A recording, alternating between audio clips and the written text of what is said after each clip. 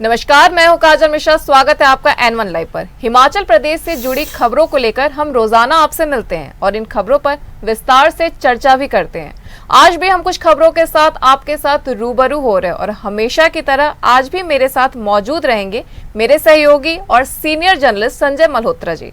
तो स्वागत सर आपका इस हमारे शो पे। जी बहुत बहुत धन्यवाद आपका। तो आज की चर्चा में हम किस बारे में बात करेंगे?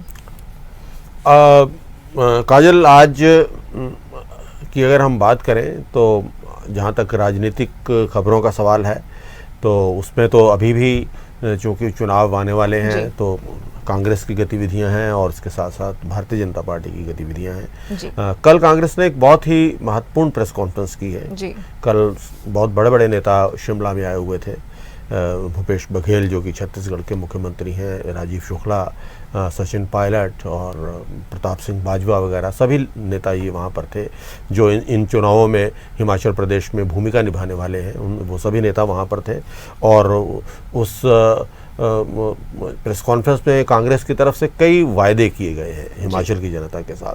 तो आज मुझे लगा कि क्यों ना हम उन वायदों को लेकर चर्चा करें, क्योंकि वो वायदे जो हैं ऐसे हैं जिनका प्रभाव जो है वो लंबे समय तक हिमाचल पर पड़ने वाला है और निश्चित तौर पर आम जनता पर भी इसका प्रभाव होगा और कांग्रेस को इन वायदों से जो चुनावी लाभ है वो भी निश्चित तौर पर मिलेगा।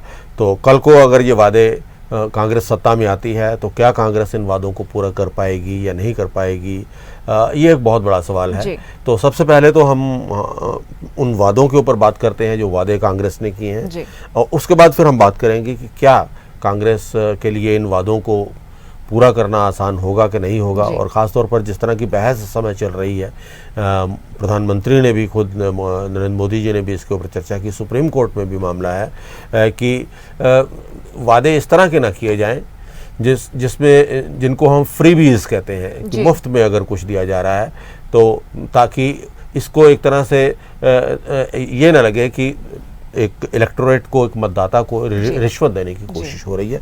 लेकिन जो कांग्रेस की तरफ से वादे किए गए हैं वो कुछ इसी तरह के वादे हैं। हालांकि कांग्रेस निश्चित तौर पर इसका खंडन करेगी। तो उसमें जो सबसे बड़ा वादा है वो ये कि 18 वर्ष से लेकर 60 वर्ष तक की जो महिलाएं हैं उनको भत्ता दिया जाएगा 1500 रुपये प्रति माह। तो ये एक वादा है। उसके बाद 300 यूनिट तक बिजली फ्री कर देने का वादा है। उसके बाद हर विधानसभा में 10 करोड़ रुपए का बजट देने का वादा है जो सिर्फ स्टार्टअप्स के लिए होगा, नए बिजनेस शुरू करने के लिए होगा और वहाँ के युवाओं के लिए ये ख़ास तौर पर होगा।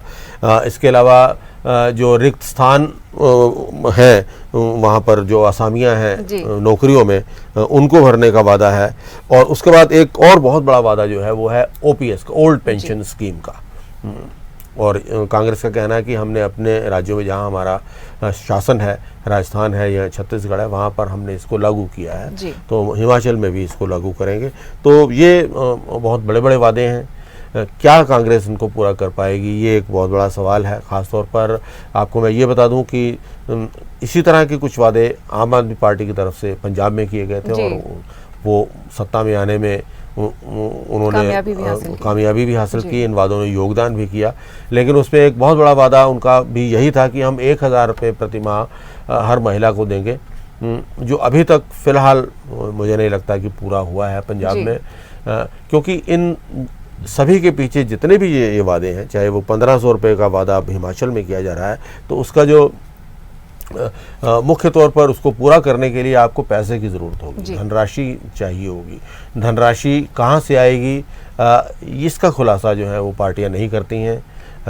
और हिमाचल प्रदेश में जिस तरह के हालात हैं, जिस तरह की इस वक्त की वहाँ उनकी वित्तीय स्थिति है, जो उनकी अर्थव्यवस्था है वो किस दौर से गुजर रही है, उनमें इन वादों को पूरा करना काफ़ी मुश्किल होगा। इसी तरह से 300 यूनिट बिजली का वादा है, पंजाब में ये वादा आम आदमी पार्टी ने पूरा किया है। हालांकि उसमें उनको काफ़ी ज़्यादा जो है वित्तीय संकट का सामना करना पड़ सकता है। और पंजाब जो है वो अगर हम हिमाचल से तुलना करें तो वित्तीय स्थिति में थोड़ी बेहतर स्थिति में है। लेकिन हिमाचल एक ऐसा राज्य है जहाँ पर बहुत ज़्यादा रेवेन्यू जनरेट करने के रिसोर्सेज नहीं है, वसीले नहीं हैं, तो वहाँ पर कैसे हिमाचल प्रदेश में ये हो पाएगा, ये एक बहुत बड़ा सवाल है। जी सर, जैसा कि आपने बताया कि उन्होंने कांग्रेस से बहुत सारे वादे किए हैं, क्योंकि आम आदमी पार्टी ने भी पंजाब इलेक्शन में बहुत सारे वादे किए थे, इसमें से बहुत सारे पूरे हुए और कुछ वादे महिलाओं को जो पैसे देने वाली बात थी वो भी। तो क्या आपको लगता है कि कांग्रेस जो इस समय हिमाचल के चुनाव में ऐसे ऐसे वादे कर रही है, उसको पूरे करने में वो कितनी कारगर साबित होगी? यही मैं आपके साथ बात कर चुका हूँ कि ये इन वादों को पूरा करना आसान नहीं होगा जी।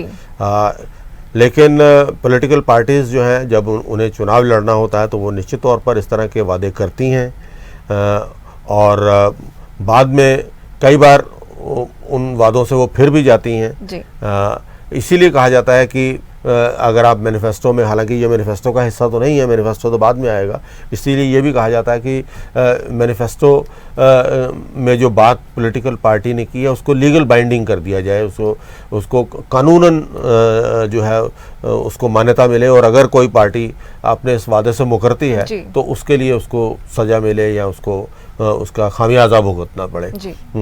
तो लेकिन फ़िलहाल ऐसी स्थिति नहीं है। ये बहस जारी है, चल रही है बहस कि क्या हमें इस तरह के वादे करने चाहिए या नहीं करने चाहिए, और अगर कांग्रेस इनको वादों को पूरा करने में कामयाब होती है तो ये एक अच्छी बात है, उस चीज़ का भी स्वागत किया जाना चाहिए। सर, जैसा कि आपने देखा कि कांग्रेस इस समय इतनी बैठकें कर रही है, उनके सभी वरिष्ठ नेता जो हैं केंद्र से वो हिमाचल में आ रहे हैं, उनके प्रेस कॉन्फ्रेंस भी कंटिन्यू हो रहे हैं, उनकी बैठकें भी हो रही हैं, लेकिन अभी तक जो प्रश्न है कि उन्होंने अपने मुख्यमंत्री के, उनका उम्मीदवार कौन होगा, उनका चेहरा क्या होगा, उसकी घोषणा उन्होंने नहीं की है। इसको लेकर के अभी भी सबके दिलों में सवाल है कि कांग्रेस का आखिर उम्मीदवार कौन होगा, कौन होंगे उनके मुख्यमंत्री का चेहरा। इस बारे में आप क्या कहना चाहेंगे? जी बिल्कुल, कांग्रेस ने जो है वो एक इलेक्शन मोड में तो आ चुकी है। अब लगातार जो है अपनी गतिविधियां जो है वो कांग्रेस बढ़ा रही है। उनके नेता जो हैं वो अब सड़कों पर भी नज़र आ रहे हैं और मीडिया में भी नज़र आ रहे हैं, सोशल मीडिया पर भी उनकी एक्टिविटीज़ नज़र आ रही हैं। लेकिन जहाँ तक नेतृत्व का सवाल है, ये एक बड़ा ही पेचीदा सवाल है, जटिल सवाल है। इस विषय में सवाल पूछा गया था बघेल साहब से भी, तो उन्होंने यही इसका जवाब दिया कि अभी ये कहना आसान नहीं होगा। कांग्रेस पार्टी की जो है वो परंपरा रही है कि वो एक सामूहिक रूप से सामूहिक नेतृत्व के तहत चुनाव लड़ती है, और साथ में उन्होंने ये कहकर भी कनी काट ली कि ये मसला जो है वो आला कमान को तय करना है, तो अभी फ़िलहाल इसके बारे में कुछ नहीं कहा जा सकता। तो जहाँ तक ये सवाल है तो उसमें निश्चित तौर पर जो है जटिलताएं तो रहती हैं, क्योंकि नेताओं की महत्वाकांक्षाएं हैं, और इस समय वीरभद्र सिंह के जाने के बाद कोई बहुत बड़ा नेता, कोई ऐसा नेता जिसके इर्द गिर्द जो है एक माहौल बन सके हिमाचल प्रदेश में, वो इस समय हिमाचल प्रदेश में नहीं है। हिमाचल की जनता के सामने ऐसा नेता नहीं है।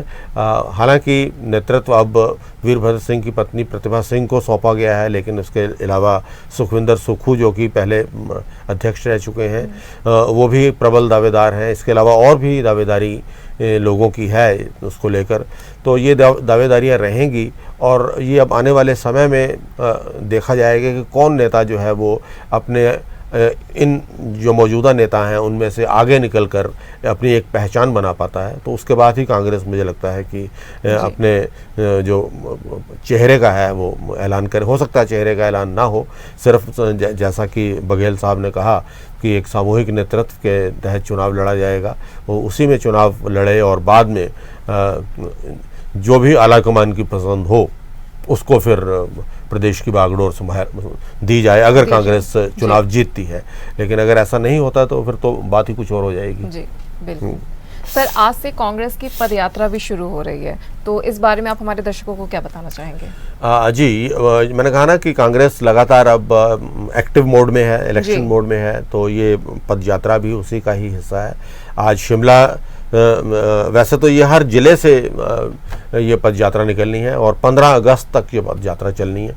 करीब 75 किलोमीटर की पद यात्रा करने के लिए कहा गया है सभी जी। पदाधिकारियों को, अहदेदारों को जो कांग्रेस के हैं, कांग्रेस कार्यकर्ताओं को।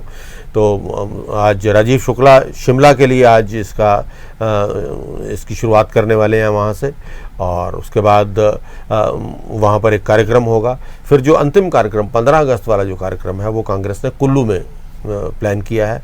तो कुल मिलाकर इसका मकसद यही है कि जो अपने आप के कार्यकर्ता हैं उनको मोबिलाइज किया जा सके, उनमें एक जोश का संचार किया जा सके, और आम जनता को भी इस बात का एहसास कराया जा सके कि कांग्रेस एक महत्वपूर्ण विकल्प के तौर पर, एक मजबूत विकल्प के तौर पर हिमाचल में जो है चुनाव लड़ रही है। जी, बहुत बहुत धन्यवाद सर हमारे दर्शकों के साथ जुड़ने के लिए, और हमारे दर्शकों को ये भी समझाने के लिए कि आखिर जो उनका कांग्रेस का जो अभी तक सनसनी बनी हुई है कि उनका चेहरा कौन होगा, इस बारे में अभी पूरी तरह से पुष्टि नहीं हुई, लेकिन फिर भी कुछ तथ्यों के जरिए हम समझने की कोशिश की है कि उसके प्रश्न के उत्तर क्या हो सकते हैं। जी, हमारे दर्शकों के साथ जुड़ने के लिए ऐसे ही हम आपसे रोज मिलते रहेंगे छोटी छोटी खबरों पर चर्चा करने के लिए। तब तक के लिए देखते रहिए N1 लाइव।